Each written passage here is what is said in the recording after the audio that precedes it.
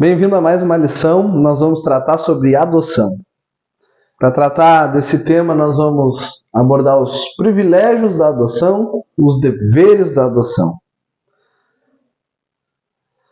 Eu queria, nessa parte introdutória, compartilhar com você uma realidade, né? Enquanto a justificação nos põe na posição de justos diante de Deus, a adoção nos coloca na posição de filhos, com as obrigações e os privilégios que contemplam essa filiação a Deus. Definição etimológica. A palavra adoção original no grego, ela é iutesia, que significa literalmente colocar em lugar de filhos. E teologicamente a definição que a gente vê no Novo Testamento é o quê? O ato pelo qual Deus recebe como filho alguém que, legal e espiritualmente, tem o direito de tê-lo como pai. Né? Então Deus nos recebe como filho para que a gente possa usufruir, mesmo inicialmente a gente não merecendo, mas através do sacrifício de Jesus, nos dando a condição de nos tornarmos filhos de Deus, passarmos pelo processo de adoção. Quais são os privilégios? Ser filho de Deus, esse é o maior de todos os privilégios. Ser bem-vindo na sua família, tê-lo como pai.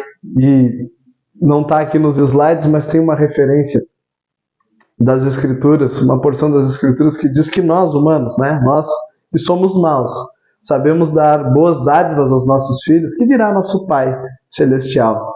Ele nos dará todas as bênçãos necessárias. E é importante a gente entender essa realidade. A maior de todas as bênçãos que nós poderíamos receber do nosso Pai foi a entrega do seu Filho Jesus Cristo.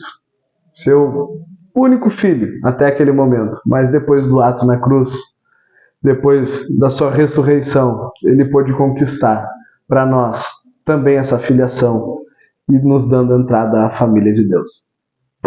Contudo, aos que receberam, aos que creram em seu nome, deu-lhes o direito de se tornarem filhos de Deus. João 12. Outro privilégio é nos tornarmos irmãos de Jesus. Ora, tanto o que santifica quanto os que são santificados provém de um só. Por isso Jesus não se envergonha de chamá-los de irmãos. Hebreus 2:11. Nosso irmão mais velho, ele conquistou para nós o nosso direito de estar integrando, participando dessa família. Herdeiros de Deus e co-herdeiros de Cristo. Se somos filhos, então somos herdeiros. Herdeiros de Deus, co-herdeiros com Cristo. E se de fato participamos dos seus sofrimentos, para que também participemos da sua glória. Romanos 8:17. Que a gente seja participante dos sofrimentos, se necessário. Dias de tribulação, dias em que talvez vão zombar, duvidar da nossa fé, da nossa entrega a Deus. Mas vamos sofrer disso, porque também fizeram isso com o nosso irmão Jesus. Fizeram isso com Jesus enquanto ele estava se entregando por nós. Zombaram dele, ele sofreu por nós, para que nós tivéssemos vida. E ele foi glorificado, e assim como ele foi glorificado, nós também seremos glorificados. Teremos a vida eterna e seremos recompensados. Glória a Deus por isso. Quais são os privilégios? Os filhos são guiados pelo Espírito, porque todos os que são guiados pelo Espírito de Deus são filhos de Deus. Ao integrar essa família, nós ganhamos o presente de sermos orientados por Deus através do Espírito Santo. E que importante que é isso, porque nós não sabemos como viver, mas o Espírito Santo nos conduz às escolhas corretas, nos conduz àquilo que de fato é bom para nós. Não o que aos nossos olhos, no primeiro momento, parece bom, porque nós vemos só a circunstância imediata, nós não sabemos amanhã, mas aquele que sabe de tudo, ele nos guia em toda a sabedoria, ele nos guia. Ele que já conhece o amanhã, que já conhece toda a nossa trajetória, nos guia para o melhor para as nossas vidas. Livres do medo, pois vocês não receberam um espírito que os escravize para novamente temerem, mas receberam um espírito que os torna filhos por adoção, por meio do qual clamamos Abba Pai. Romanos 8:15 nos traz essa verdade. Você não recebeu um espírito de temor, mas de ousadia, de conquista. Porque você é filho de Deus, você pode se apropriar dessa realidade. Eu tenho um pai, que cuida de mim, eu tenho um Pai que é todo-poderoso, eu tenho um Pai que é ilimitado. E Ele me deu não um espírito de medo, de covardia, não um espírito de temor, mas Ele me deu um espírito de ousadia. Ele me deu uma unção de conquista.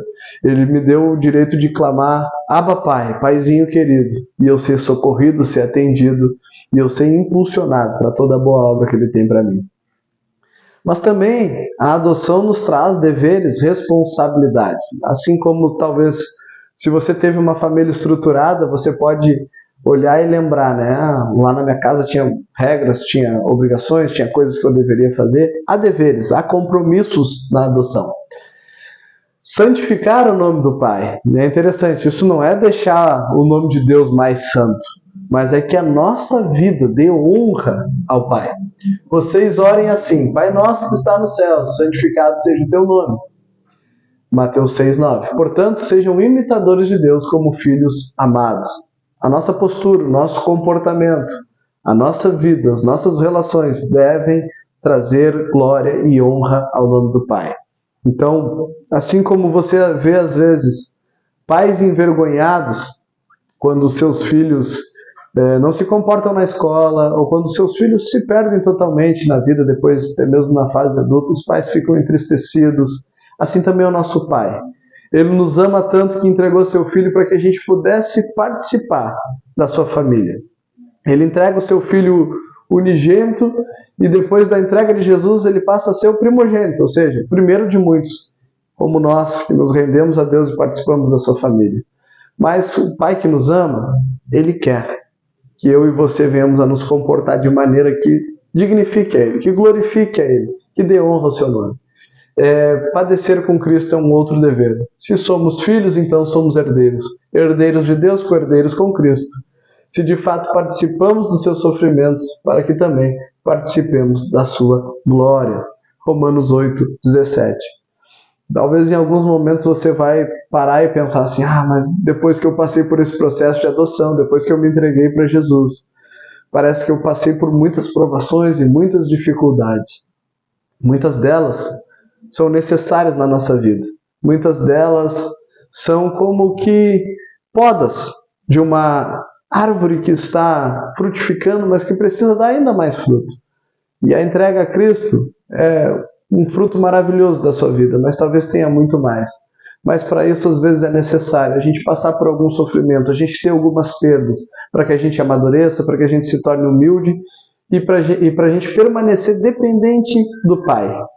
Então, essas coisas são necessárias para a gente desenvolver e certamente poder ter estrutura, sem se desequilibrar, sem se perder de provar da glória de Deus, do favor de Deus. Assim como Jesus foi glorificado, nós seremos participantes da glorificação de Jesus. Ser irrepreensíveis em um mundo corrompido, que desafiador, né? Para que venham a tornar-se puros e irrepreensíveis, filhos de Deus inculpáveis no meio de uma geração corrompida e depravada, na qual vocês brilham como estrelas no universo. Filipenses 2:15. A gente que carrega essa luz, essa graça, esse favor, a gente que está no processo de santificação, nós precisamos ser esse diferencial. Nós precisamos iluminar aonde há trevas no mundo, nós precisamos ser o padrão de referência. Ali vai um homem de Deus, ali vai uma mulher de Deus, ali vai alguém que não se corrompe.